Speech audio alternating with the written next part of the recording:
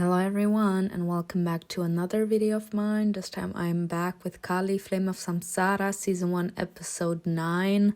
Y'all, we left last episode on a banger. I'm still not over it. I'm still processing.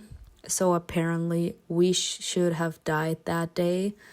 And when Ram said that Rati could be the wife of Christian de Clare, we kind of created some sort of alternation of our death, as in we were just postponing our death, because apparently the wife that is supposed to marry Christian de Clare will die.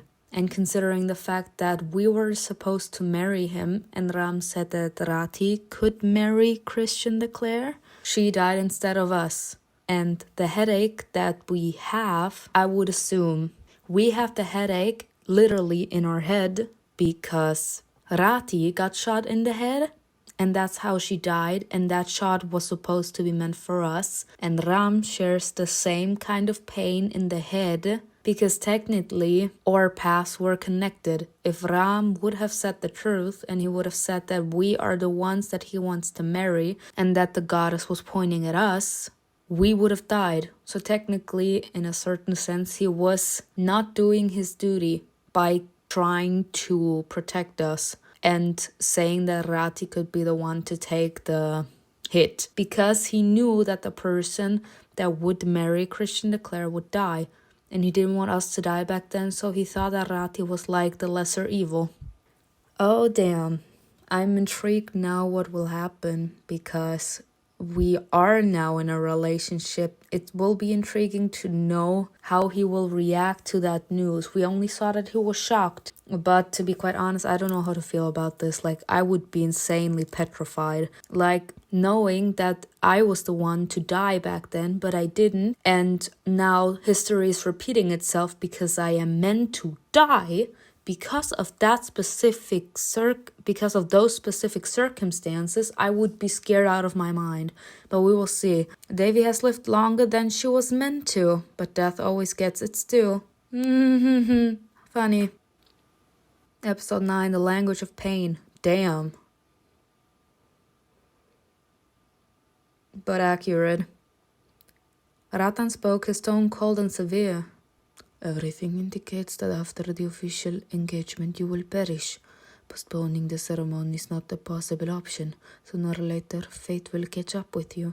The Avatar of Order, seemingly unaware of how overwhelming that revelation had been for Devi, kept talking, each word wounding her a little more.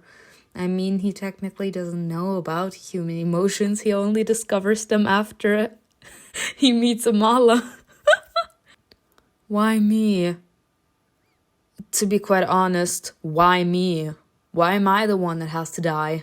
Like, I'm just one person, and I'm not even the heiress of the most powerful member of a dozen. Like, what about Radha or Saraswati or Raj or Ram? Like, they are more important than me. Not that I would wish them to die, but like in general, just trying to understand. Yes, maybe because we're the main character, but in general, why me? That would be like my question in general. If I would be in her shoes, why me? I'm not a member of the most powerful dozen.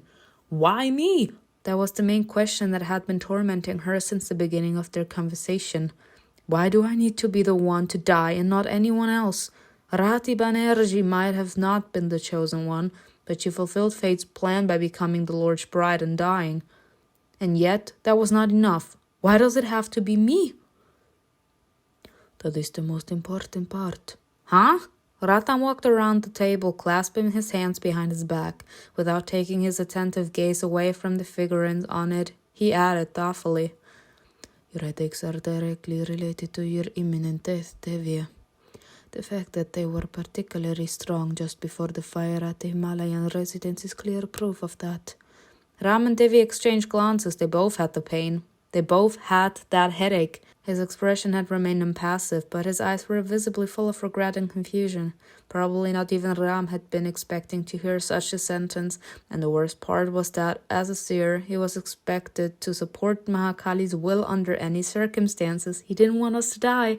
I suffer from headaches too. although it's for a completely different reason, but I had become strong and strong in the weeks before the fire. My private room and the quiet of the Kaligat no longer helped.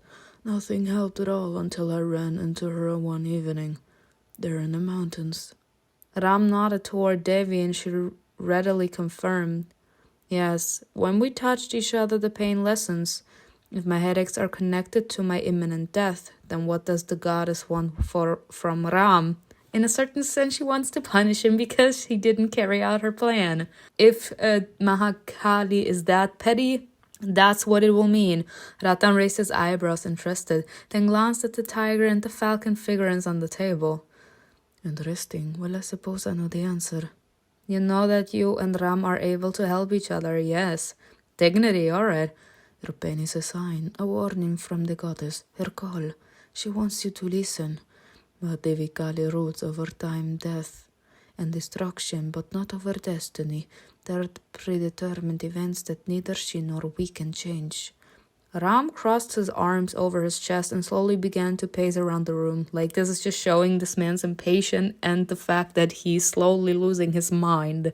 Even the impending Kali Yuga, which we all await, will not happen on its own. The goddess must be summoned. If she wants to relay a message to you or show you something to prepare you for the events that will inevitably come, you need to learn to listen. What is your opinion about all this, Mahadeva? Devya didn't know what to do with herself. She was going to die soon. Rita Shiva himself had told us so. Ratan turned slowly toward the young woman and without averting his gaze, pointed at her. The Dark Mother chose you, Devi. She needs you for some reason, but only a seer from a Brahmin family can correctly interpret the goddess' wish. And he doesn't want to interpret it. I feel so bad for him.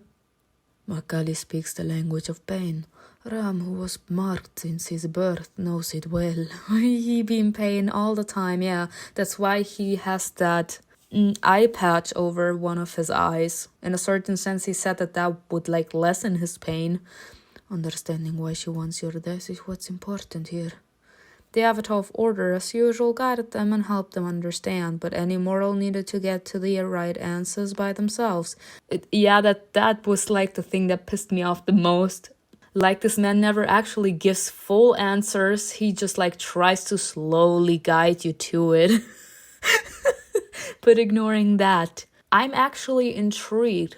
Does Ratan know why Kali wants us dead? But he can't say it because in a certain sense it would get in the way of destiny, and he can't get in the way of destiny, so he can't say it. Or does he truly not know why she wants us dead? Ram's left eye flashed silver. DOOBAY touched his head and frowned. Oh god, not again. The next moment, when a strong pain throbbed in her temples, Devi did the same. Great. Ow. Both were hit by a new strong wave of migraine. Devi had already forgotten how painful that was, and her entire body shuddered. It was so difficult. Ram managed to endure it better. Covering his grey eye, he held out his hand. Right here in the Kali God. She wants something. The goddess. What if this pain is like back then in the mountains? What if it's foreshadowing something? Suddenly images rushed through her head, one after the other, her home burning, all of her mates and servants being chased and brutally killed. Arat, Kamal, the twins, the events of the past had planted in Devi's heart an uncontrollable, terrible seed of fear for those she cared about, as if she could lose everyone and everything at any moment. Ram reached out toward her without even looking at her. He moved his fingers, beckoning her. Let's try again. Devya rolled her eyes in her mind. Yet again, just as the first time, there was no trace of politeness in his tone. But she obeyed. She was not in the mood to fight. She placed her hand in his. DOOBAY's long fingers squeezed hers slightly, as if hoping that gesture would enhance the healing effect. He wanted to see if it was going to happen again. His frown disappeared from his face, and he let go of Devi's hand. The Avatar of Order was observing them intently. He's observing a very intimate moment in a certain sense. I just love it. It's getting better. Just like last time. All that happened 5 years ago is happening again. The engagement and the bride's death during an inevitable tragedy afterward. This is what Mahakali is trying to warn us about. A tragedy? Are we going to be attacked again? This time things may be different. Path of passion. Then I will have to organize a warm welcome for any possible assassin.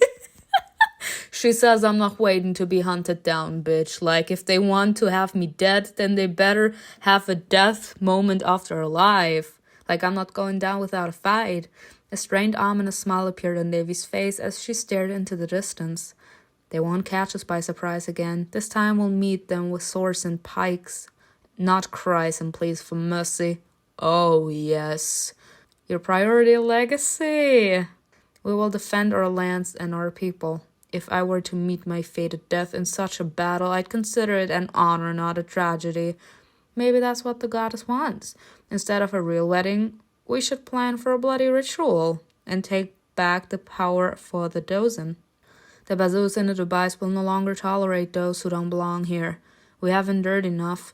But Ram couldn't believe his ears. The Davy standing in front of him at that moment and the one from the past couldn't have been more different. Miss Sharma was no longer the young woman who didn't dare to step too far from her brother's protection and was only interested in horse riding. Right then she was passionately defending the interests of the whole Dozen as a rightful family head. Her character, once being gossiped about, had proven to be stronger than many others. I mean, she's taking the bull by the horns. She's like, if they want me dead, then they better have a good shot at me. She's like, if it's necessary, and if there's literally no way out, there's no way I'm gonna cry. They will have to put up a good fight against me. I will not back down. They can kill me, but I will not cry and beg for mercy. Despite that thought, he disagreed. It's too soon. That would cause a war. We need them to make more mistakes, so we can use them as evidence of their provocations. Passion and legacy make Davy strong and bold. As the head of her family, she will defend the Dozen until the end.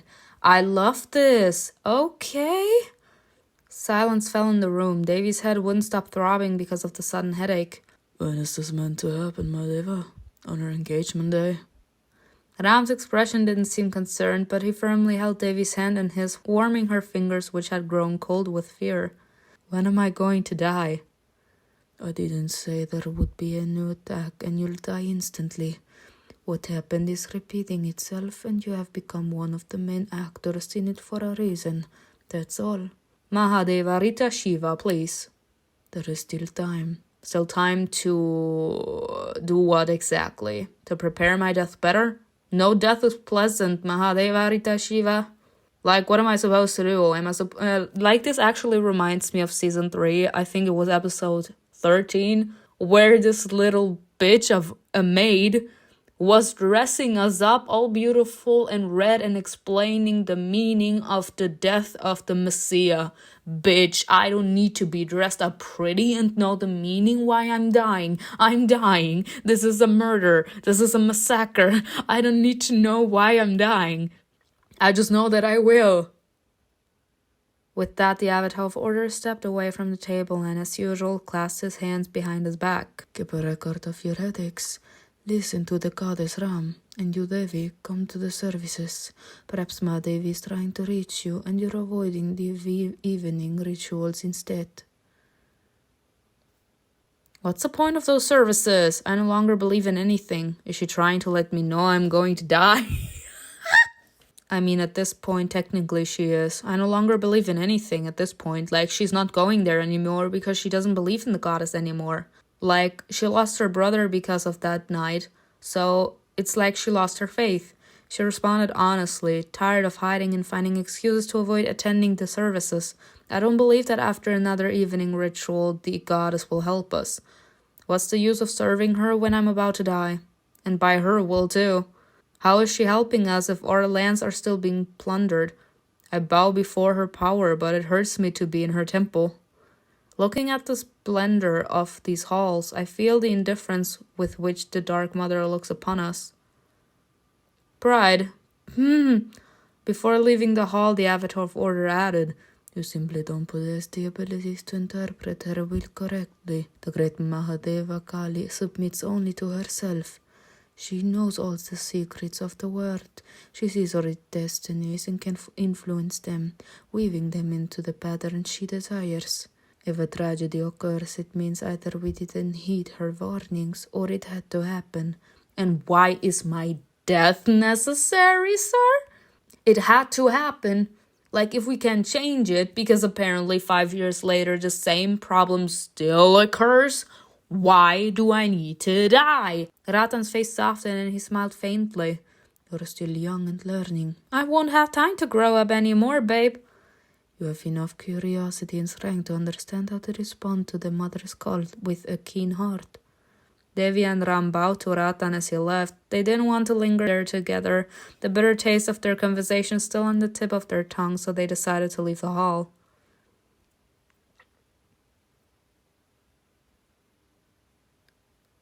Both made their way to their carriages through the temple garden, but before leaving, Ram turned to Divya. Well, who could have imagined that this was going to happen? Are you talking about my death or the impending tragedy? Or am I forgetting anything else Rita Shiva mentioned? Madhliva said you need to learn to listen to the goddess. We need to perform a ritual at the Kali God together. To listen to her. Together? Devi smirked awkwardly, suddenly imagining the dark, spacious hall, red silk sheets, Dubai lying on them, and candles. Not her having sexual fantasies after she found out she's going to die. I thought performing Mahituna would help us interpret the goddess. Not her saying sexual, nah, bye, goodbye. Oh god, not her saying sexual intercourse ritual. Ram couldn't help but burst out laughing. Me. I know your mind would go there. What did you expect, baby? What's so funny about it? Dubai stepped closer to her, but not before looking around the garden. Since they were alone, Ram cautiously drew Devya into a hug.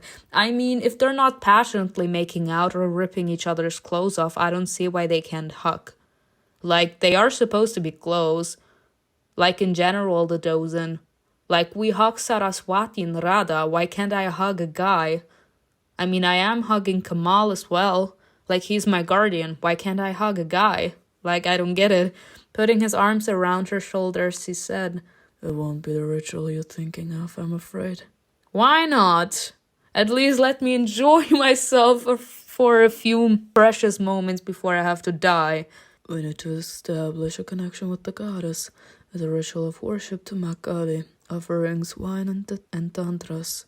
David didn't pull away. The warmth of his body so close to hers brought her back to reality. The news of her impending death had clearly shaken her. Ram could see that, so he held her tighter. He leaned down a bit to look into her big sad eyes. She can't have bound us together like this for nothing. Oh, look at his face. No. Oh, Ram. Oh, my child. My soulmate. I can't see him sad. No. Stop. We can stop this. The fights, the attack, and your death too. All these headaches must have a reason. Do you trust me? You can be trusted. Blind faith guides you. Nah. You can be trusted. He can be trusted. I do trust him. Because back in the day, he did take a risk. Like, he is the seer, so Mahakali talks to him specifically. And him actually covering for us and protecting us and saying someone else's name back then. Mahakali, considering she is the goddess of wrath and death, she could have turned her rage towards him.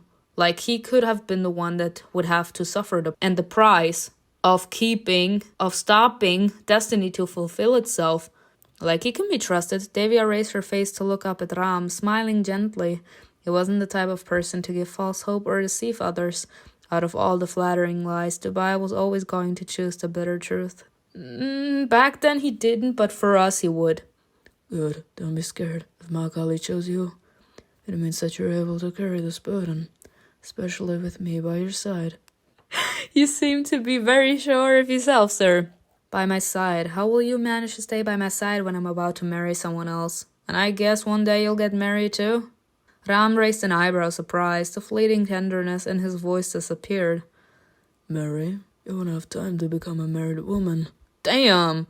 I mean, is he wrong? We won't have time to get married. We will be shot. But you might have time to get married. Your promise to be by my side is only valid if nobody sees you. But you won't openly take my side or show your support. We can only exist in the shadows. That pains. That pains. That pains me. Like, technically, she's like saying, I need you right now more than ever. And I don't need you in the shadows. I need you to be openly there for me. And you can't. Like, he will try to restrain himself in order not to draw too much suspicion to them. Because everyone knows how Ram is. He's very much introverted. And if he should take our sides insanely, openly, in front of the entire dozen, they will be capable to put two and two together. David wasn't trying to push Ram away. She genuinely enjoyed being with him, but the thought that their connection had to remain a secret troubled her. Yeah. The most important thing is not to let our secret be known, so that it can become a weapon against us in someone else's hands. But I have every right to spend time with you, support you, see you. We have plenty of good reasons to meet. As long fingers gently caressed her face, Ram wasn't used to thinking of love in connection to marriage. No man in his family had ever called passion or true love what existed between husband and wife. A partnership, an alliance, anything but love. Due to their high status, the Doobays found it hard to think of their wives as equals. Damn! Not the sexism! Their only duty was to follow their husbands, bow their heads, and raise their hairs. Like I said, there are some countries that be doing all of this. Marriage was based on children, mutual respect, and similar views, or rather, the views of the husband. What did I say, y'all? There are countries where the woman is only supposed to be in the kitchen. The rest didn't matter much. That was why Ram felt unexpectedly pleased when he realized for the first time how much interest Devi awakened in him. But even from the very first moment, he never had any doubt they were not meant to be together. Why not? Why not? 2 years earlier, what is this? What is this time jump? On that hot day, the heads of the main families of the dozen had gathered on the terrace of the Dubai estate. They were discussing each other's business, successes, which contracts were signed, the amount of imports and exports, and what share of dozen profits would go to the dozen.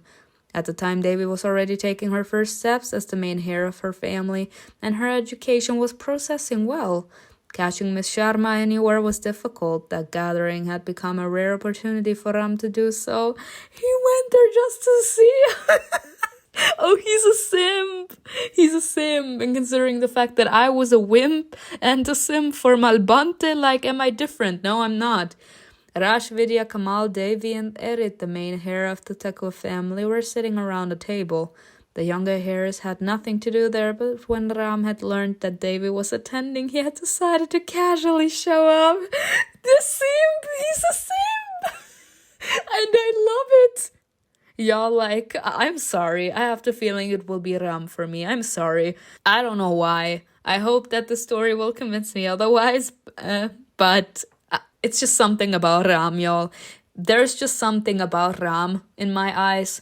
And considering the fact that we didn't really have like a nice conversation with Christian. I mean, in general, like we didn't have a nice conversation with Christian. Our character keeps on attacking this man every chance she gets. So there wasn't like this nice bonding that they could have. They just exchanged pleasantries. Like, so I can't really feel it. Yes, he's hot. And yes, he has nice qualities that I like. But I can't really feel the tension just yet. And with Ram, I can. So, as of right now, Ram has the upper hand here on my heart. Curiosity was eating away at him. The younger Dubai was eager to lay his eyes on her. Why? Sir, that obsessed. Oh my gosh, look how cute we look. Ram was walking down the stairs when his gaze fell on the other side of some carved arcs. Outside, engrossed in a conversation, sat Devya. Oh wow, nice outfit too. Not the shock on his face. Her posture, gestures, voice, and manner of speaking, everything seemed new and unfamiliar. Everyone felt sorry for her after the tragedy, but instead of the long period of mourning that was expected from her, Devi had gotten back on her feet and had taken charge of her family. To be quite honest, I have to say something to that. Like, the problem here, she didn't take the time to mourn because she knew that the pain would be so too painful. Like, people actually do that without realizing that they're doing it. She didn't want to take the time to grieve. So she decided that she should plunge her head in work and studying in order not to think about what happened to her brother. So she tried to avoid grieving by taking upon so much work that her head is always busy with something else, so that she wouldn't even have the time to think about grieving. That was like her strategy. Ram approached her without hesitation and was first noticed by Mr. Rai. Everyone nodded at the younger hair in greeting, and only Devya remained silent. The younger woman turned to him slowly, feeling a slight thrill of excitement about their encounter. They locked eyes. Hello, Miss Sharma. Good afternoon, Mr. DOOBAY. Will you join the meeting? She threw him a mischievous glance, and it was at that moment that Ram suddenly noticed an unfamiliar feeling rising inside him. Oh, we were smiling all innocent. And he was like, something unusual, a mix of curiosity, joy, and excitement. We spiked. Oh, we made this man light up on fire. I suppose. I am feeling click. I can't. I'm feeling the click. Damn. Following the call of that new feeling, Ram decided he didn't want to simply rely on fate and trust the goddess. He decided to act. After all, we don't know why Mahadevi needs you. Maybe what's about to happen will change our usual way of life so much that we won't have to hide any longer? If we want to, and if this grows into something more. Something more? Is he thinking about a future with me? Devi barely had time to think about the fact that Ram had just revealed a new side of himself when the man shamelessly tightened his grip around her waist. Because of course I know you really like me. Of course. Not the blush. I just noticed the blush. He be blushing. I mean, I'm blushing too, y'all. Like, I'm squealing for these two way too much. Everything is about me. There's no way you're going to let me go. Are you sure that this isn't the only way around? Are you sure that this isn't the other way around? Are you sure you're not talking to me? Are you sure you're not talking about yourself and your feelings for me instead? You do like me very much, don't you? Ram drew her even closer, boldly leaned forward and whispered almost on her lips. Very much. Such a Raka, she cannot possibly die. I need her. Boy! No, stop! Stop! I'm clicking. It's a click. Devi leaned toward him and for a moment pressed her lips against his. He didn't expect her to be the one to initiate a kiss, so he was taken aback, but only for a moment. His hand ran along her back in a confident movement, and Devi responded to his caress by arcing her body and reaching out to him. She didn't want to part from him so soon. Her lips parted and the kiss deepened. They didn't have much time. With a laugh, Ram pulled away. Please leave. You're tempting me too much, and you shouldn't, and you know you shouldn't. But I want to tempt you. Like, that's what makes me feel all the click. Like, that's what's making me feel hot inside. I want to tempt you. This is what I'm here for. I want to break your defenses. You should learn to hold yourself back. It's same though. Like, this reminds me of a scene from a series that I used to watch, where it was like, you are being punished right now, so you can't move anything. Okay? So the partner was getting on top of him, and he was like, so I will do everything with you, and you can't show any sort of reaction. So this is kind of what is reminding me here. You should learn how to hold yourself back. I'm holding you in my arms. Isn't that better? It is very better, but I would prefer something else, you know. It's hard for you not to fall in love with each other. You're an amazing couple. I mean, yes. Davy laughed along with him. She left his embrace and headed toward the garden exit. You've completely lost your mind. Now you completely lost your minds, as in both of you. And all sense of shame. Do you see the effect you have on me? Yes, and I'm not complaining. I don't feel bad at all. Davy decided to step out onto the busy street so that Ram wouldn't see where she was headed. Goodbye, Mr. DOOBAY. I'll keep you updated about my headaches. Remember, we don't have much time left. You don't do anything foolish, Raksashi. I'll do my best to get everything ready. He nodded, saying goodbye. I will try my best, sir. Davy walked out as well, finally alone, or rather unaccompanied, as the garden exit led straight to the bustling street in front of the temple. The news of her impending death and all the upcoming changes had left a mark on her soul. Davy had held herself together until that moment, but all of a sudden she felt overwhelmed with sadness. How many trials were the gods putting on her path? Was she their main source of entertainment? On days like those, Davy usually took her horse Deimos out for a ride. The wind blowing through her hair helped free her head from an upsetting thought. No, I need silence. There is a lake near the field where I usually go riding. That seems like the right place where to think about all of this. My home is no longer a place where I can just sit in peace. In the crowd, she spotted Arad standing by the carriage. He was looking for her, waiting to bring her home as planned. If I leave without telling him, it will look like I'm running away. He would get in trouble and Kamal would be worried. But if I tell Arad that I want to go to the lake, he won't let me go there by myself. On the other hand, am I the head of the family or what? Maybe he will want to come with me. This premium choice will not affect any of your current romantic relationships. Okay, invite Arad to come with you. Why not? Arad spotted Miss Sharma and headed toward the garden entrance to escort her to the carriage. They've explained to him that she wanted to spend 1 more hour by the lake alone with her thoughts. Arad agreed immediately without asking unnecessary questions. He promised to sort things out with the servants and accompany her there. I love him. I really do. He's great. There was a quiet corner surrounded by vibrant greenery near that small nuclear pond. This is beautiful. Davy sat down on a large stone warmed from the midday sun. Comfortably hidden in the shade of a tangerine tree, she looked into the distance. Arad had suggested having another friend join them. Amrit was sure to be excited about having a little stroll outside the Sharma residence and to be able to lie in the grass and maybe even hunt a little. Not my beautiful lion! The assistant left for a while to go back home to pick up the tiger for his walk. They came back quite quickly. Davy didn't even try to greet her pet, realizing that his surroundings must have been absorbing all of his attention. Oh, beautiful. Outstanding. But Amrit nudged her hand with his wet nose and allowed her to pet him, greeting her first before leaping into the colorful bushes with interest. What a beautiful animal. Won't you run away?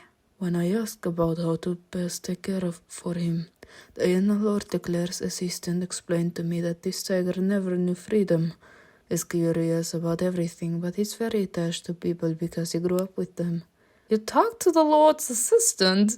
The sudden question caught Arad off guard. Does he have a crush on her? Well, I had to a couple of times. I have noticed that she looks at you in a strange way. Stop it! Probably I just annoy her. Right. Davy was amused by how her assistant suddenly blushed and averted his eyes.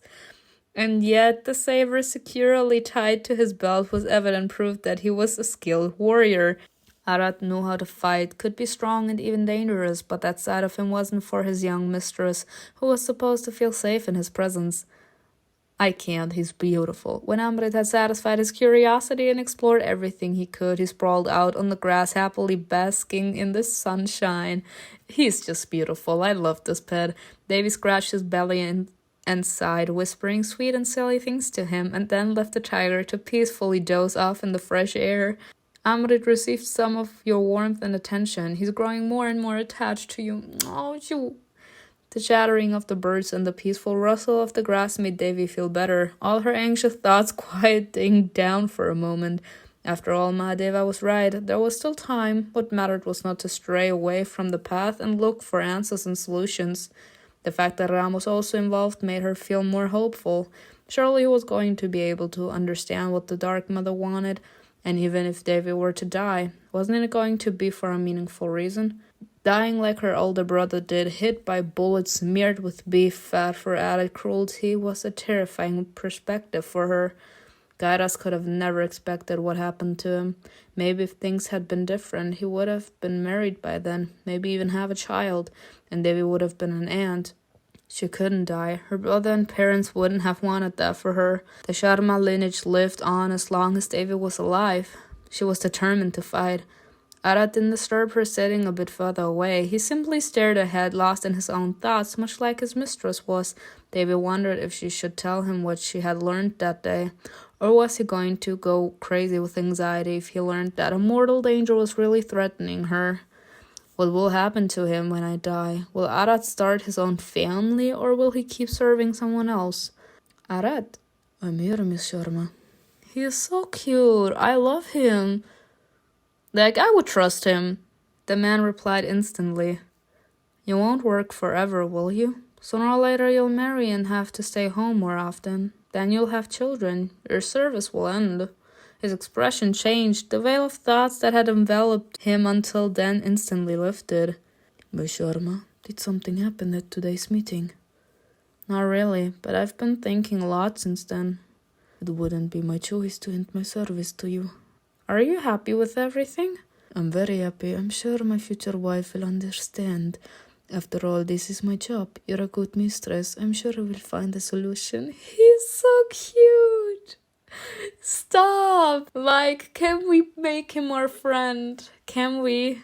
I could hire her to work in the house or take her as my personal maid, so you will be able to see each other more often. Thank you, Miss Sharma. I'll keep that in mind when the time comes for me to choose a bride. You're a Kshatriya, right? Yes, all my brothers are in the military or in service, and I'm the youngest. Well, given your status, you need a suitable bride. Oh my god, I can't. What is she going to do? Arat is grateful that you took him with you. Oh, pride, passion. We go with everything. The picturesque location and easy conversation with Arat lifted Devi's spirit. They spent a little more time by the lake shore, and as the sun began to set, they prepared to head home.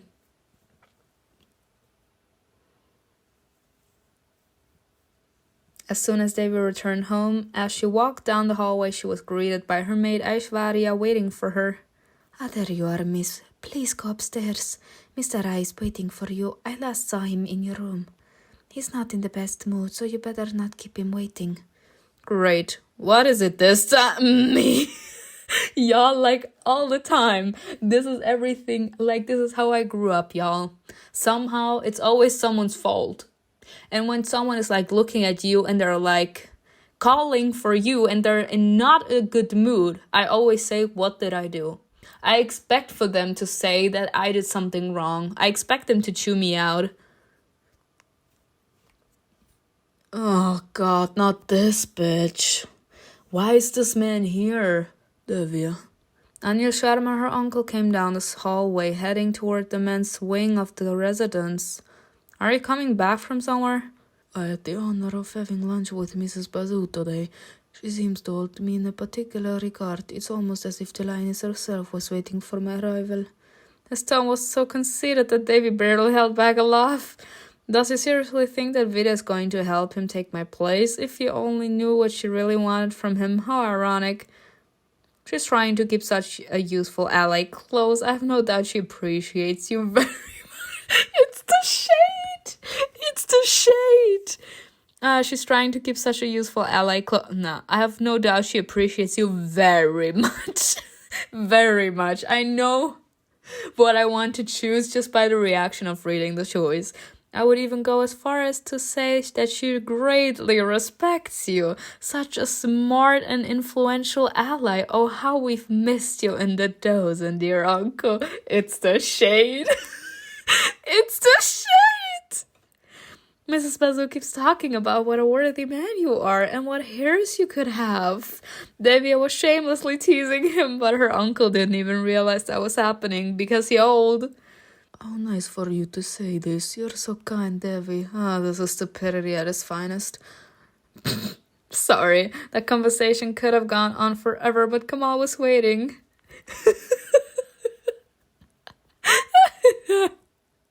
Let's go. Kamal was standing in the room facing the window. The bright, fiery red sun cast soft shadows on his gloomy face. He turned to Dave immediately, getting to the point. What's wrong? Goran Bazoo is on his way here. Soon the search for those who set fire to the mountain residence will begin. He won't be merciful and will stop at nothing to achieve his objective. Vidya will gather the dozen for a meeting to decide together on a plan and on our strategy going forward. You will be invited, of course, but only a few people will be attending, just the most important ones. Will Mr. Bazoo be there too? High dignity! Kamal shook his head and replied honestly to Devi. No, Vidya hasn't told anyone about the exact day of his arrival. She wants to take the dozen by surprise. Some don't even know that Doran is coming at all. The first one who'll leave on business, just to actually run away from the executioner, will become a prime suspect of betrayal. Devi nodded understandingly. Kamal's words confirmed everything Christian had told her. To think that the enemy is one of us. But it's neither one of us, so I'm telling you everything. I'm trusting you with the secret, so keep it to yourself. So this meeting will happen soon then? I understand. She felt a little uneasy at the thought that Christian was pursuing the same objective as Mr. Bazoo, but Devia was in no hurry to reveal his deal with the British Lord. That was her secret weapon. Kamal smiled and bowed to her jokingly. Then get ready, Miss Sharma. Don't forget about the mines. Do you remember that Lord de Clare asked us for some paperwork? Just explain to me how to collect it and prepare it, and I'll deal with the rest. Kamal appreciated Davy's eagerness and explained to her in detail what needed to be done. Just as he had finished talking, the door opened slightly. Amrita entered the room. Brother, are you here? Oh, hello, Davy. Are we going home? Amrita looks unhappy. I haven't had a chance to have a proper conversation with her for quite a while. Yes, let's go. No need to linger. Kamal walked toward his sister. Before saying goodbye, the two young women looked at each other. How are you, Amrita? Are you busy with the preparations for your wedding? Yes, soon you'll be too. Will you be able to find time for me in your busy schedule? I should be the one asking you that question. Just send Ada to fetch me whenever you feel like meeting up. Amrita still looked pensive, even a little distant, but David took her willingness to meet as a good sign. Soon Devia was left alone.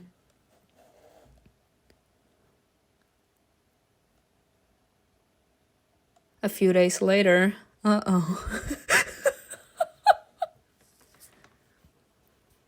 Shock me. After a few days of work, the paperwork for the British Lord was finally ready. According to the rumors, which as usual spread amongst the maids as quickly as contagious disease, also the preparation for the next meeting at the Bazoo residence were almost complete.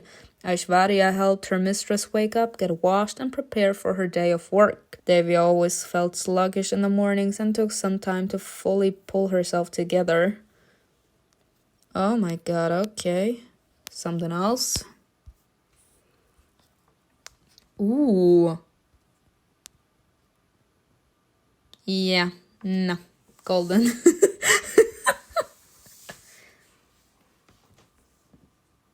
Yes. Oh my god, okay. Ooh. Nah, I'm gonna go with this one.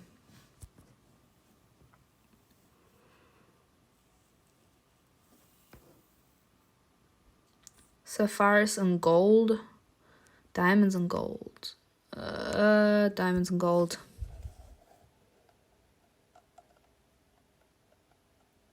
Maybe I should take another look. Nah, you look great, girl.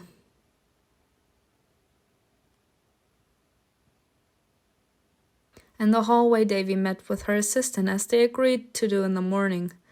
Did you bring what I asked you for? I have all the documents you requested.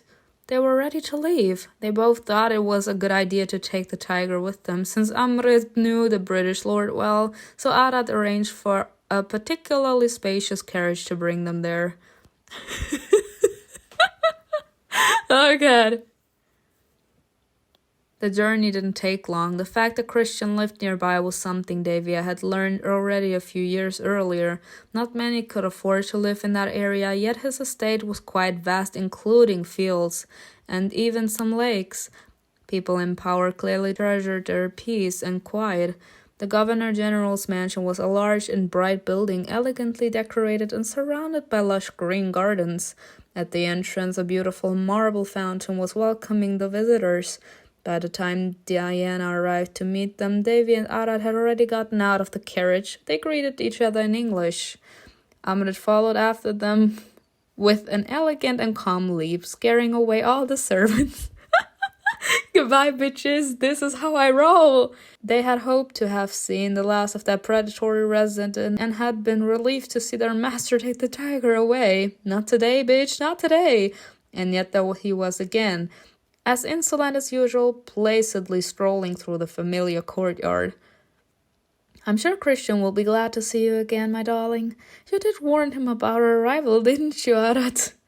Diana's eyes widened in amazement when she heard Miss Sharma affectionately calling that huge tiger darling. That darling could kill on command.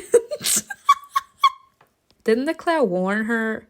Lord de Clare was informed that you were going to personally deliver the paperwork related to mine, so he should be waiting for you. Davy nodded, pleased, and they all walked inside together. She was curious to visit her future groom's house. If it ever comes to that, girl. Before heading toward the sunroom, where she was told that the Lord was reading after lunch, Davia asked the servants not to disturb them. She instructed Arad and Diana to wait there, and they both obeyed, although the woman didn't seem too pleased about it, but she understood that their conversation was going to be about confidential matters. Right then, both assistants were thinking the same thing. If something important happens, Miss Sharma will tell me all about it later. If the conversation will really be that important, the Lord will share the details with me. Right. Soon they waited there, outside the door to the sunroom, as unfriendly to each other as ever. As Davy walked into the sunroom, she noticed Christian sitting on the sofa, his back to her. She slowly moved toward him. Amrit followed his mistress, gently and silently strolling in, as expected from a stealthy predator. Oh my god, alright. I mean, he's beautiful, I have to admit. Lord de Clare's broad shoulders were covered by a light-colored shirt, and his dark locks of hair glimmered with silver as the sunlight shone brightly on them. Engrossed in his book, he turned the page pensively. I wonder what he's reading. Davy's mind came up with a completely foolish and inappropriate idea for which Vidya Basu would have probably killed her. Sneak up on him from behind. I'm so sorry. Suddenly, Davy decided to be spontaneous and quietly approached Christian, planning to startle him. He had taken her by surprise so many times that Davia was eagerly anticipating her moment of revenge, when she was going to be the one acting unpredictably. Amrit was clearly the best accomplice she could have asked for in any of her questionable plans. Davy silently nodded her head toward Christian. Go say hello, my darling. The tiger happily trotted toward the Claire and then suddenly laid his head against the man's knee. Oh, he's so cute. The Lord didn't even flinch, but as he felt the unexpected touch, he quickly put his book down. How did you end up here, Amrit? All alone, too? Christian leaned forward to the tiger and, turning around, saw the open doors. In the meantime, Davy silently slipped away in the opposite direction. Path of passion! She stopped behind the Lord's back and leaned forward, stopping right by his ear. What are you reading, Lord de Clare? Love it. Her voice sounded incredibly close, so Christian turned around abruptly. They suddenly found themselves only inches away from each other. Davy forced herself not to jump back, as it would have ruined everything. Miss Sharma, Christian uttered her name quietly, almost in a whisper, in no hurry to pull away. He looked into her eyes, a half smile on his face, then slowly, almost shamelessly lowered his gaze to her mouth. Stop it! I feel the click. Stop it. Oh, stop it. Devya spontaneously bit her lower lip and immediately recoiled, leaving behind nothing but a trail of perfume. You stay there missing me. She then walked around the sofa and sat down beside him. How's it going, sweetheart? I missed you so much I came here to visit. She was trying very hard not to show how much effort it was taking her to look that unperturbed. Amrit, beautiful tiger. The tiger settled down next to Christian, demanding his attention. The man rested his hand on the animal's head and gently ruffled his fur. Soon after, Amrit calmed down, flopping beside Christian unceremoniously and started licking his paws. Do you always begin your visits in such a peculiar manner? Only with the men I like. Isn't it more interesting this way? Christian smiled, leaving her question unanswered. His gaze shamelessly roamed all over her from head to toe, and then he honestly confessed. You look particularly beautiful today. Aw, Christian couldn't ignore this important observation. Thank you. Thank you. Thank you. Your shirt also handsomely suits you. Divya couldn't help but glance at his prominent Adam's apple and then lower at his collarbones, visible from his open shirt. Davy pointed at the book. So what's in your hands? This. He closed the book and showed her the cover. Cain? Lord Byron? Really? Yes, are you familiar with the author? I wonder why you would assume I haven't heard of him. Not too many have as of late. Most people consider his work to be out of fashion. But are you? When I was younger, I found myself fascinated by the image of the Byronic hero. Emotional and full of the dramatic longings of a young soul, I often wondered if there were any true heroes left, or if everyone around me was bound to disappoint me. Damn, he be going that way.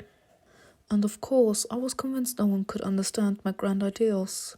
This was a very popular read at the boarding school where I studied. At that age, we always analyzed the structure of the world, and we felt like rebels reading to fight for our opinions. I apologize, I'm being nostalgic. Oh no, keep on talking. I'm not surprised that you became the Governor General. So what's the book about?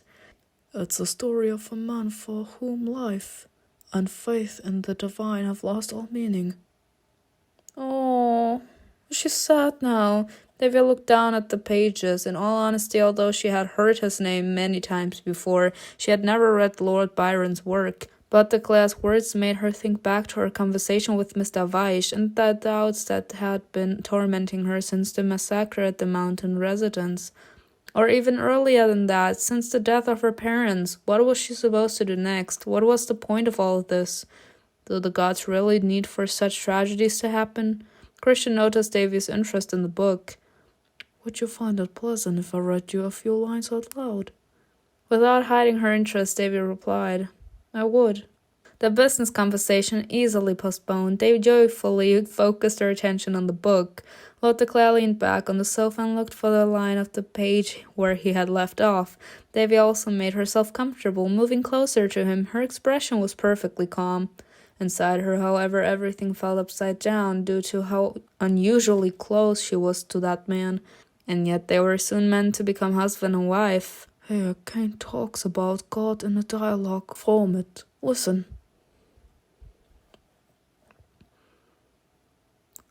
Oh my god, stop. Look at this. Look how cute this is.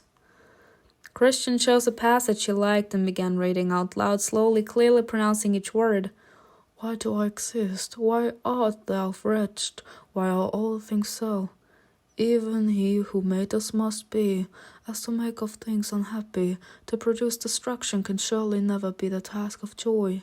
And yet Messiah says he's omnipotent, then why is evil he being good? I asked this question of my father, and he said because this evil only was the path to good. Dost thou love nothing? What does thy God love? All things my father says, but I confess I see it not in their allotment here. Oh my god, okay. Aww. Davy looked up at Christian, who continued reading. She didn't know by what miracle he had chosen those exact lines, so relevant to her situation. His voice had a charming and captivating quality. She wanted to keep listening to each and every word. I pity thee who lovest what must perish, and I thee who lovest nothing. Without taking her attentive gaze away from him, Davy sighed. What do you think about this, Lord de Clare? To love but prepare yourself for pain and loss, or not to love at all? Christian fell silent for a moment. He didn't move, as if lost in some deep thought. After a little while, he put down the book and replied curtly, Not to love at all. Why?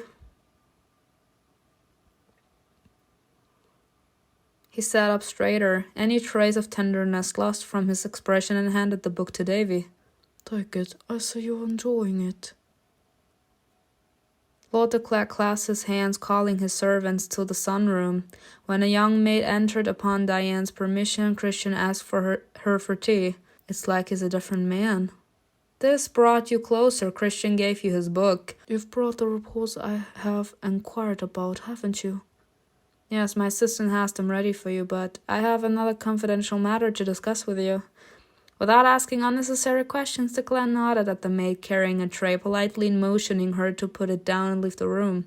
As soon as they were left alone, Davy went straight to the point, inquired about the Lord's well-being, complimented the house. We're going straight to the point. I don't think that we have it inside of us to be like talking about the weather. It wasn't her style to hesitate if she had something to say. May I inquire as to how your search for the traitor is going?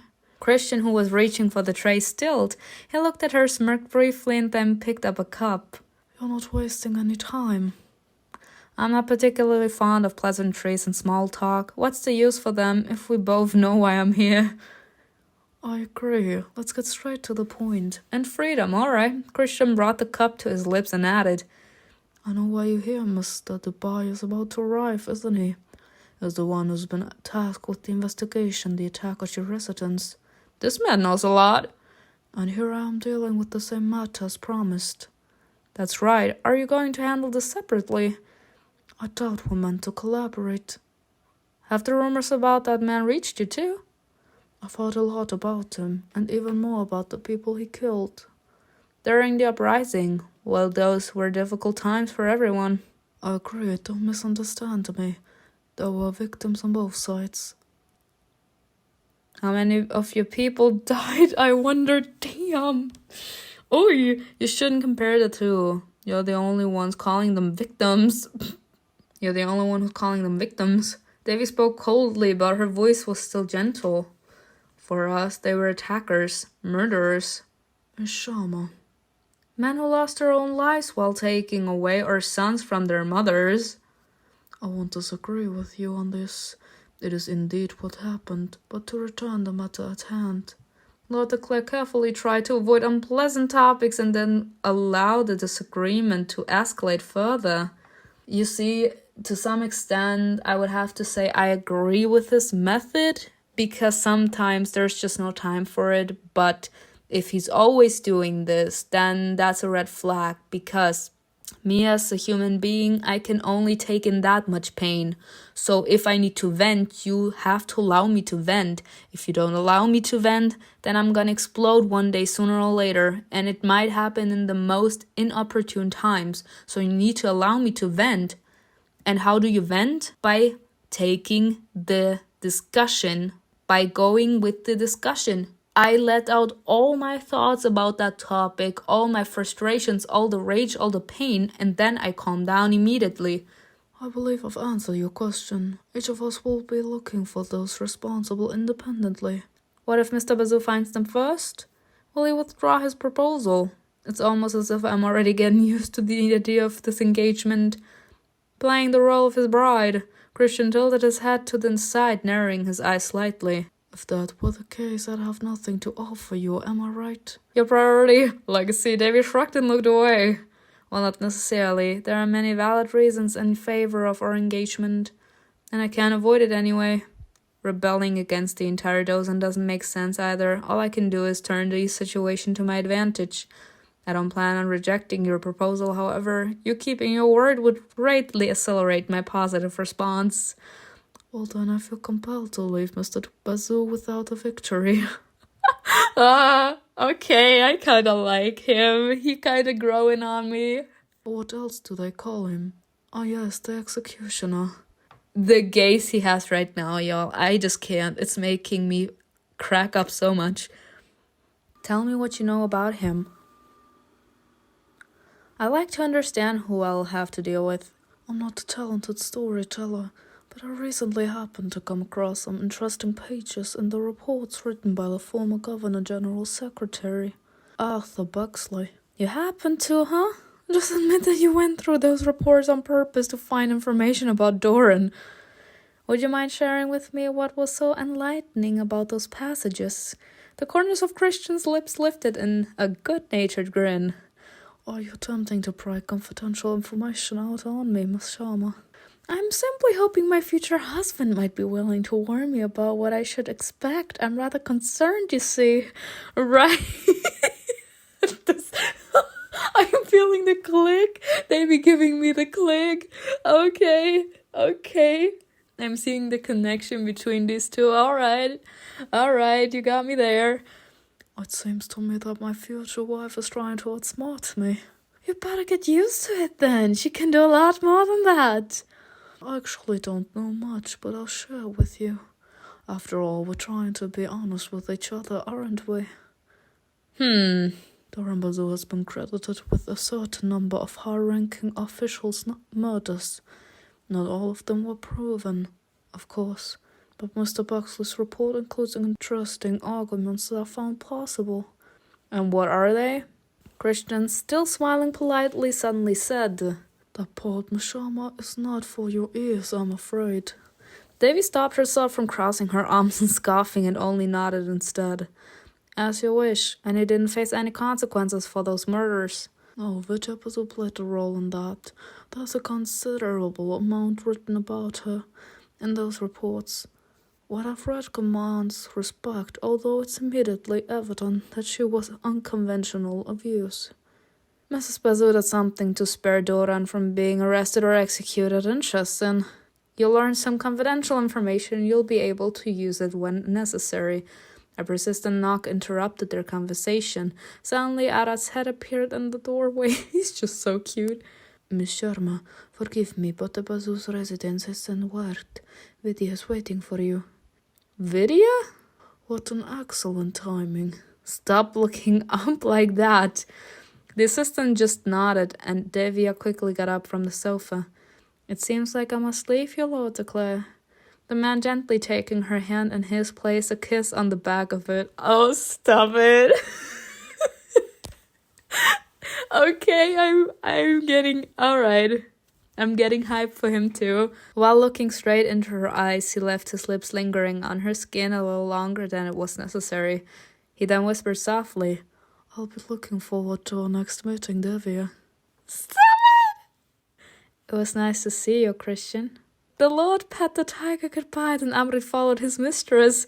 Arat and Devi left the Governor General's house. As they walked out, she whispered to her assistant, Is this that urgent meeting Kamal mentioned?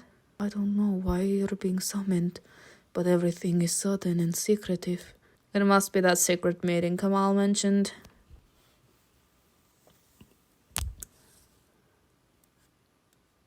On the way, they decided to take the tiger home. If Vidya had guessed Amrit would only disrupt their gathering. He ain't having it. He ain't having it. Don't be upset, my darling. Go play with the mates for now. They all love you so much. What kind of you? You're welcome. They'll have to get used to him anyway. They had traveled for a while, the rumble of the carriage wheels and the voices of the people outside, the only noises breaking the silence. It's nice that Vidya invited me without Kamal. That means that I will be there as the official head of my family. I'm on my own. He's on his own. We're allies and members of the dozen, but I manage my affairs by myself. Of course, I still need his help with some things, but gradually everything is getting better on its own. Getting better, if such a thing was even possible to say about what was going on in her life. What if Mr. Bazoo has already arrived? 2 different people will be searching for the one who betrayed the Dozon at the same time. Doran Bazoo and Lord de Clare. Both of them are ready to fight for their beliefs to the very end. That much is certain. And both of them have very good reasons to find this person. My uncle, who only recently came back, and my engagement drawing closer. Something terrible will come out of this, as Mr. Weiss warned me about. The thought that Devi would have to go through something similar to the fire at the Himalayan residence again and then die made her want to hide in the darkest corner and scream. Same, girl, I feel you. What could the goddess want from her after allowing their enemies to murder Devi's entire family? I can't put my hope in Ma Kali's help. There's no fear, there's no anxiety, only the fight matters. That's what Kamal had taught her, comforting her when Devi was disheartened and struggling with nightmares in the first month after the tragedy. My only hope is Ram. Maybe he'll be able to understand what Mahadevi Kali wants and what we need to do. I mean, you need to do your part too, girl, because he did say that you need to start to listen to the goddess. And I understand why she's like, I don't believe anything this bitch is saying, but technically this woman has it in her hands to murder you or not. So I think it would be time that you listen a bit to what she says. The servants opened the door for them. Saraswati was already waiting for Devi at the entrance. Finally, you're here. Let's go. She beckoned Devi with her finger. Arad bowed to the younger mistress of the house, raised his head, and asked awkwardly, Miss Bazoo, what about the meeting? It hasn't started yet, dear Arad. He blushed so easily. It's just so cute to see. The woman left the hallway, leaving the assistant alone, trying to keep up with Sarah, who was walking quickly toward the hall. Devi asked, Why do you always fluster that poor man? I like him. He's very nice. Same. He looks at me with honest, respectful eyes. Trust me, that's not the way people look at me most of the time. You should cherish him. Oh, I cherish him very much, I say. It was so rare to hear such words from Sarah that Devi didn't even have to pretend to be surprised, not even for the sake of a joke. Where has my friend gone? Where is the nice Saraswati Bazoo coming from? She's just coming out for a quick breath of fresh air before I lock her back into the dungeon. Be nice. Sarah wanted to laugh but noticed a maid walking nearby. Come on, Radha is waiting for us in the hall.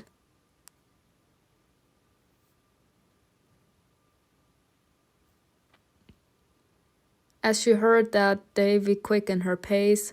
She hadn't seen her friend for over 2 weeks, and a lot had happened in that time. She looked so pretty. Radha was waiting for them, sitting on the sofa. Upon hearing their hasty footsteps echoing in the hallway, she jumped to her feet. There was no need for formalities between them, so the women just rushed into each other's arms. How are you? I've been better, but please, I don't need your pity. As if we don't pity friends, we feel compassion. Who am I to pity anyone? It has been so long since we've seen each other. Our duties are making us drift apart. That's exactly why I stole you from your assistant. I wanted us to spend at least 5 minutes together before the meeting started. The main thing they were eager to discuss was Saraswati and Erit's engagement. Sarah, you better explain to me what's your mother planning to do with Erit Takua. Is it true that you are to be married to him? Yes, it's true. Despite the fact that he's the main heir to his family, our union is possible. The responsibility for the Thakur family can be passed to Aditya, his younger brother. Why? This bitch is 10 years old, ma'am. He's 10. He can accept the responsibilities, but me as an 18-year-old woman back then couldn't. They be twisting and turning the rules as they like. There's a hereditary condition passed down in the Thakur family. Some of their eldest sons cannot conceive children. Yes, and it seems that this is the reason Erit is not eager to lead his family. He won't be able to continue its lineage. I'm certainly hoping he won't even try. I cannot imagine letting a man into my bed. Damn, Sarah! We will all have to do that. Whether you I get it, it would be harder. Yeah, 'cause she don't like men. Saraswati pursed her lips, annoyed, then started to reassure herself. Erit is a clever and kind man. He won't mistreat me or do anything I won't like. He's a good option, but he better keep his hands to himself. She's like, he better keep his hands to himself. Like, he better not. Radha's situation. What about my uncle? I recently ran into him after he had lunch at your house. Is your mother really serious about this? Radha's shoulders dropped instinctively, bringing her hands to her stomach and caressing it. Yes, very much so. The only thing stopping Mr. Sharma from accepting this engagement is that he still hopes to take your position, Devi. Rakashasa, he's still hoping to get me out of the way.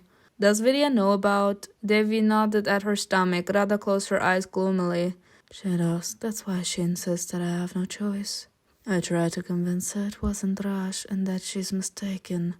But Mother has heard the rumors going around about us. She said if Ma Kali shows mercy on us, they won't reach Anil Sharma. She won't show mercy. Vidya has plenty of well-wishers who would gladly tell him everything. So what happens next? I'm not sure. Mother is keeping silent and Raj hasn't said anything either. And that's the scariest part, I'm afraid for him. You know her mother. If she can't fight him in the open, she will get rid of him as she shakes his hand and with a smile on her face. Oh yeah. She's sneaky. Vidya is sneaky. Like, if she doesn't like you, she will gladly poison your coffee and smile at you in the evening. Political alliances mean nothing to her when it comes to family, when it comes to us. Silence fell in the room. They all knew that was the truth. Is Raj doing anything at all about this? Of course not, as usual. Sara. Just at this point, I should have chosen Sara. Like, no, come on. Because she's just an icon, and to be quite honest, I share her rage. Like, this is just disgusting. He's just as much to blame here. No!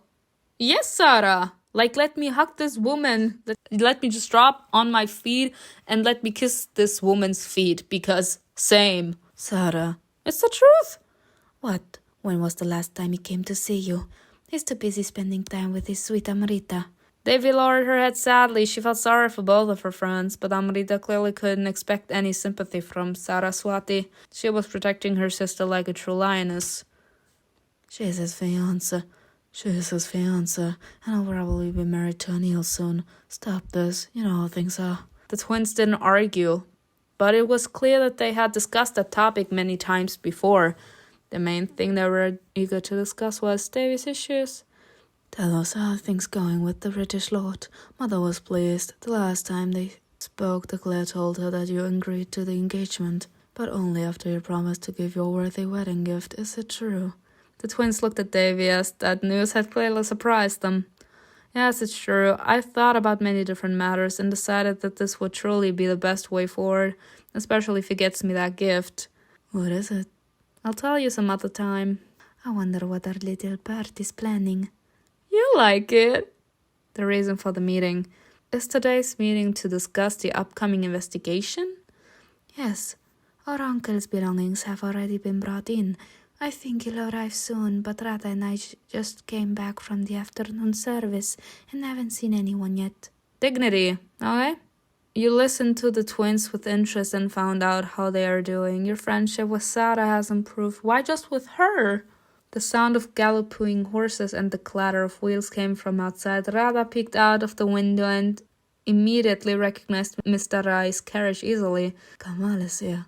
I'll go greet him. She looks so beautiful. She waved to them to stay there and headed downstairs. The conversation had left a bitter, hopeless aftertaste in their mouth. Everything appeared to be fine. Devi's friends were alive and well for the time being, but each of them had their own worries. Radha had to get married quickly enough to avoid being disgraced.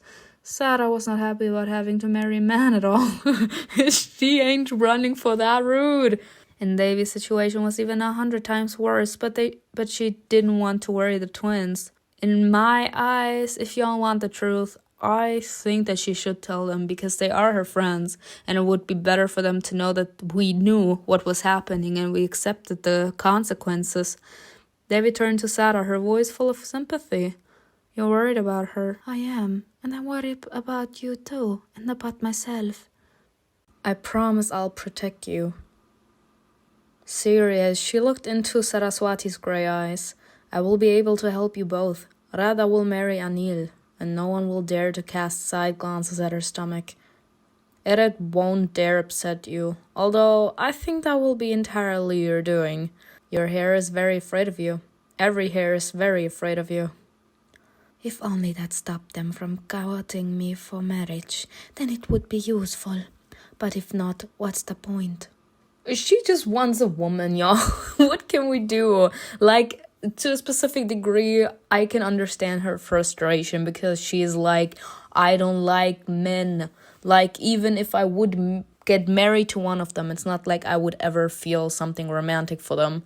There are very few cases where you can actually fall in love with someone that you were forced into an arranged marriage. But that's very rare. Like, those cases are very rare where you actually fall in love with the person that you were promised to. And considering the fact that she isn't into men and she's literally being forced into an arranged marriage with a man, it literally is not gonna happen that she's gonna feel romantic feelings for him. So that's gonna make her feel even worse because every single day she'll be realizing that she wasn't granted the freedom of being capable to fall in love with who she wants. Sarah laughed bitterly, but allowed Davy to wrap her in a friendly hug. She only appeared cold and vindictive in front of her enemies. That was something Miss Sharma had figured out long ago. With those close to her, Saraswati Basu could be her true self, gentle and affectionate. I mean, I can understand the frustration inside of her. Like I said, I wouldn't want someone to force me into an arranged marriage. I said it in episode 4. Like, I can't stand arranged marriages.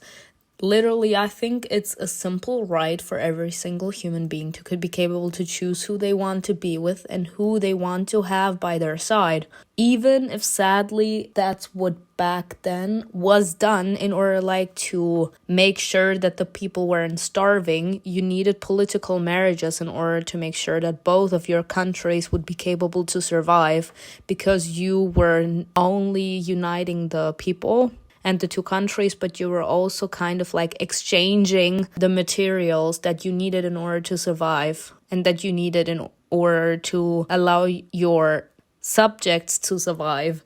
But it's still not a good thing in my eyes. I hate arranged marriages. All her haughtiness was an excellent shield. In Saraswati's opinion, most people were simply unworthy of her kindness and indulgence. People that only look at the surface and don't even bother to look underneath the surface before they judge you aren't worthy of finding out why you behave the way you do. That's one of my mottos, ladies and gentlemen. There are a lot of people out there that judge you. Sadly, it's part of a human that we love to judge people before we actually get to know them. And the fact that we already judge someone in our minds, a lot of people say the first appearance counts, Why do we say that? Why is that a thing?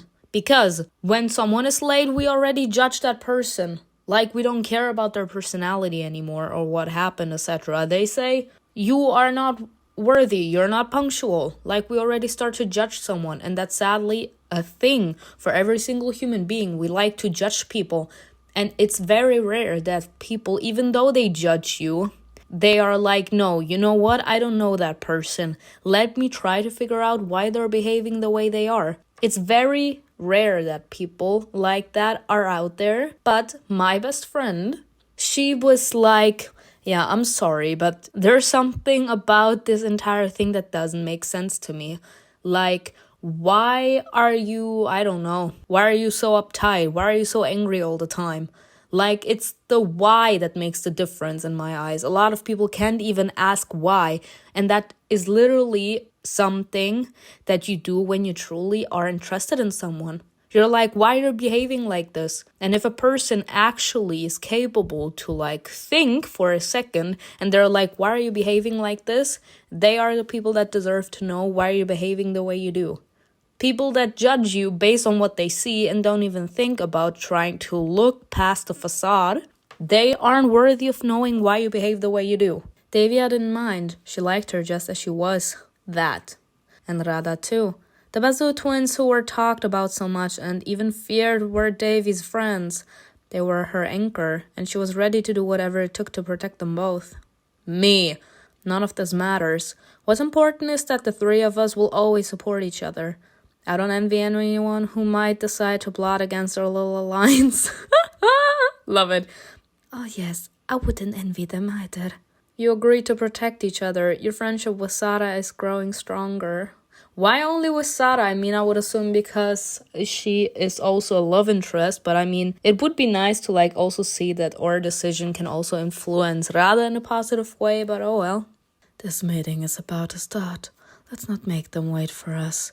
Mr. I arrived alone. I guess Amrita will come with Raj. Radha had returned to the hall. She tugged at her skirt nervously. I feel so bad for her. Let her. You're in far better company here. As Saraswati stepped next to her sister, she playfully nudged her stomach. This is your very first important meeting, little one. Are you ready? Stop talking to her. She can't hear you yet. Oh, silence. Radha covered her stomach with her hand, smiling shyly. Are you sure it's a girl? I know firstborns in your family are usually girls, but for the DOOBAYs, it's the opposite. What if it's a boy? Any child he's give me will bring me joy. Hold up, what if this is like... what if this is the grandfather of the DOOBAYs? What a love-struck fool you are. If you have a son, everyone will realize what happened, won't they? Silence fell between them, and Saraswati was just about to roll her eyes when they heard the rustle of leaves and the creaking of floorboards. No! Who was there? All three turned around sharply, but no one was there. Oh, I would literally run from where I heard the sound, and I would look at all sides.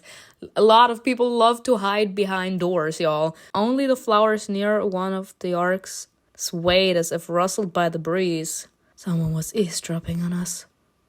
Oh, no, we can't let this happen. It was probably just a maid. Who else could be hiding here? Especially so clumsily. Everyone, because you all literally didn't notice that someone was listening. Give me a moment. I'll catch her. I wouldn't be surprised if someone sent her to spy on us. I'll go around the other side of the hallway so she can't escape from us. Let's push her into a trap. Wait. No. Sit here and don't worry. You know it's not good for our little one. I love Saraswati. Devi dashed toward the arcs without hesitation, while Saraswati hurried in the opposite direction. Who are you, little bitch? Who do you think you are spying on us? After a couple of minutes, Devya came to the frightening realization that she was lost. Great, we literally got lost in this huge-ass castle. Wow. The arcs led her to a hallway she had never been to before. And soon she realized why. She had ended up in the men's wing of the Bazoo residence. Oh well, if someone catches us, we dead apparently.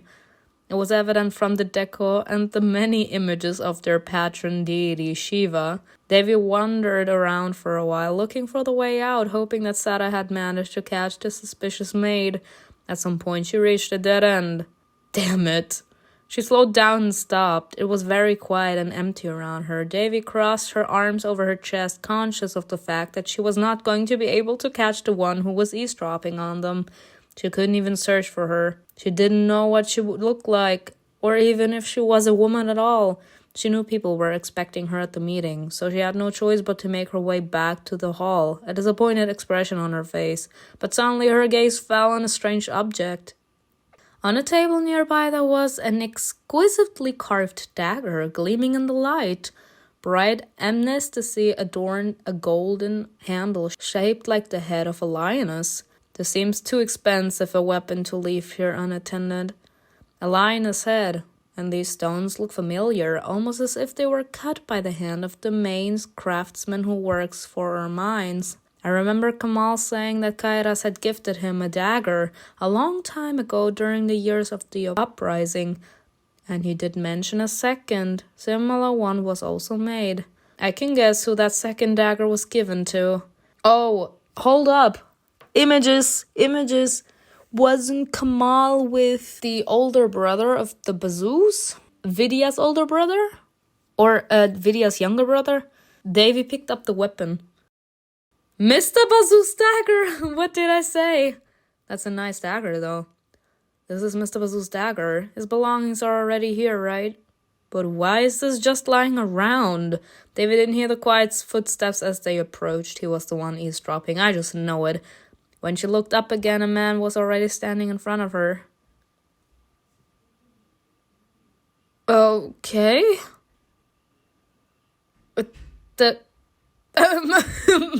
Me? That's a strange face for a bazoo. Okay. Usually you would expect him to have a dark skin color, okay? He was very tall and broad-shouldered. All the stories she had heard about him were true. He wasn't just standing in front of Davy. It felt as if he was looming threateningly over her. Bitch, you want to mess with me? You just arrived. What are you doing in the man's wing with my dagger in your hand? I'm trying to look for the exit. His deep voice made her flinch. There was no threat in it, but it was clear that he was displeased. Oh, my apologies. No, I'm staying where I am. Who do you think you are? You think you can intimidate me? Who do you think you are? Only servants and men are allowed in this part of the house. Oh, my apologies, master. Davy lifted her chin unwillingly to show any weakness.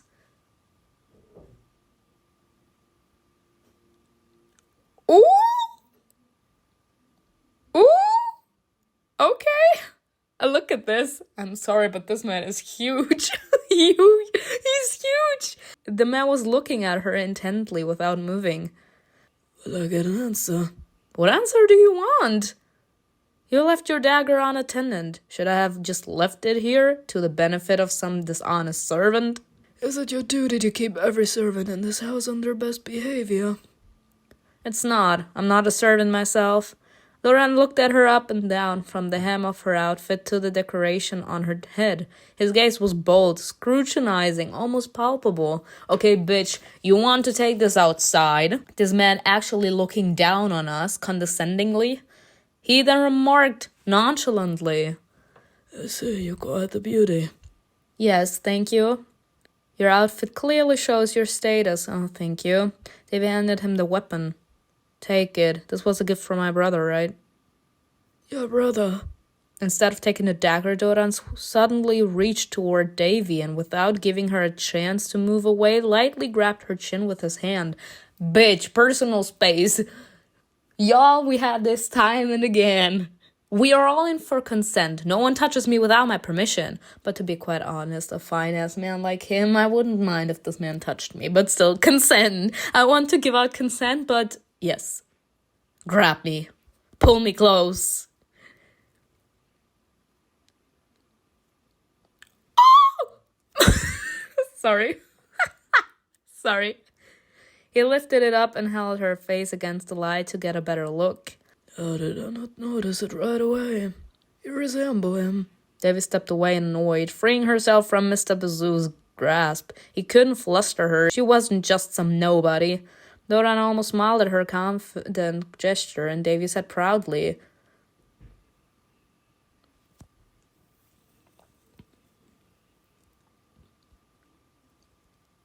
I'm Devya Sharma, the head and main hair of my family, but you can simply address me as Miss Sharma. Interest sparked in the man's eyes. The corners of his lips curled up slightly. You know what I always find very hilarious? When you expect people to address you as one of the most powerful ones, literally, that you don't allow someone to shit on you. You don't allow disrespect towards you. You actually have a damn backbone and you know who you are and you are proud of who you are. And then you actually let people know that you are not going to appreciate the disrespect. Every man suddenly flying all over you. Oh my gosh, what a fine woman she is. She knows her worth. What? Finally we meet. I'll start with you then, Miss Sharma. Oh! Alright, this man can literally just screw off. This man better get on one knee, kiss my feet, apologize for being fine, and then we can move on, maybe. I can't with this man. To be quite honest, he's not hotter than Ram, but he has something to him. He has something to him. We all know I appreciate more the attitude than the face. Even though I count the face in, of course. I would have to say my favorite is and remains Ram. Yes, Christian has a few points in, but not enough to win over Ram. Sorry to say, because a lot of people love Christian. And Doran Bazu, I would have to say, I don't know him that well to shit on him or to say something nice about him because we only just met him. But I would say he's cocky and he has a confident attitude. And he doesn't accept slander either. So those are 3 plus points in my eyes. But we will see. I'm not ready to have a sugar daddy yet. This man could probably be your father, y'all. So I don't know, but we will see. I hope you enjoyed this video with me. Tell me in the comments below what you think was best, and I will see you in another video. Bye.